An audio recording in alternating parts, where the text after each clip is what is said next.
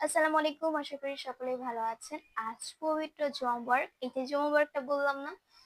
এইটা শুনে অনেকে দেখা গেল ধাক্কাধাক্কি শুরু করে দিচ্ছে।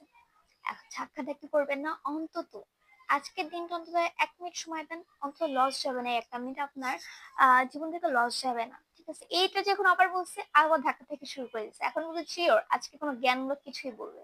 হ্যাঁ, আজকে একটু হলেও আমি জ্ঞানমূলক কিছুই বলব। কিন্তু এটা আপনার ক্ষতির জন্য না। ঠিক আছে? আপনি পরিশ্রম করলে সফল হবেন এরকম জ্ঞান না।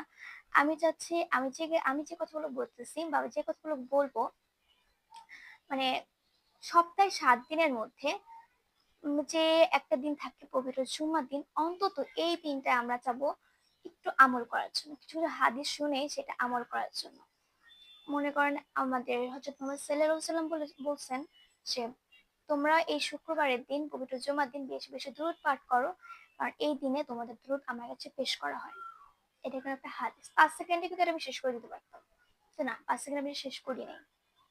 আমি চাচ্ছিলাম যে আপনার ধাক্কাধাক্কি করার স্বভাব, ধাক্কাধাক্কি মাঝখানেও যেন একটু শুনেন। আগে থেকে বলে রাখি যে আপনাদের স্বভাবগুলো কি? ধাক্কাধাক্কি ছাড়া আপনারা কোনো কিছু করতেই পারেন না। ধাক্কাধাক্কিটা না করে এই ৫ সেকেন্ড যে হাদিসটা শুনছেন না? এটা যদি একবার মাথায় নিতে পারেন না, লাভ আপনাদেরই হবে।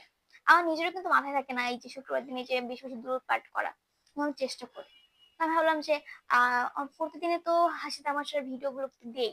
একদিন অন্তত আমি এই হাদিসমূলক একটা ভিডিও দেই। আশা করি এটা হয়তো আপনাদের কোনো ক্ষতি হবে না। ঠিক আছে? বরঞ্চ এই হাসি হাহা ভিডিওগুলো দেই না, বরঞ্চ এইটা থেকে একদিন অন্তত আমি জ্ঞানমূলক কিছু দিই। বরঞ্চ হাসি ঠাট্টার মধ্যে কোনো জ্ঞানমূলক কিছু ছিল না। এখান থেকে আপনারা কিছু শিখবেনও না। ঠিক আছে? অন্তত চেষ্টা করব শুক্রবারের দিন কিছু, কিছু হাদিস মাথায় রাখা। যেমন আজকের হাদিসটা বেশি, বেশি দুরূদ পাঠ করা। এটা যদি আপনার মাথায় নিতে পারেন, দেখবেন হঠাৎ করে আপনার মাথায় চলে আসতেছে। আপনি নিজে, নিজেই পড়তেছেন। আপনার নিজের কাছেই ভালো লাগতেছে। আপনার নিজের কাছে ভালোও লাগবে। ঠিক আছে? যাদের মনে কিঞ্চিৎ পরিমাণ হলেও ঈমান আছে, ইনশাআল্লাহ তারা এটা অবশ্যই মাথায় রাখবে।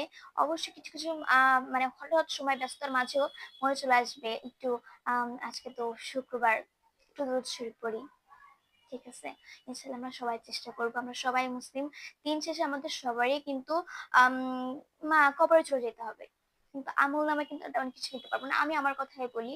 এই যে আমি যে এই আপনাদের কথাগুলো বলতেছিলাম, আমার নিজেরও কিন্তু একটু পর মনে থাকবে না যে আমি যে এই যে দুরূদ শরীফ পড়াটা। কিন্তু হঠাৎ যখন কাজের ফাঁকে থাকি না, হঠাৎ মনে পড়ে যায় আমার।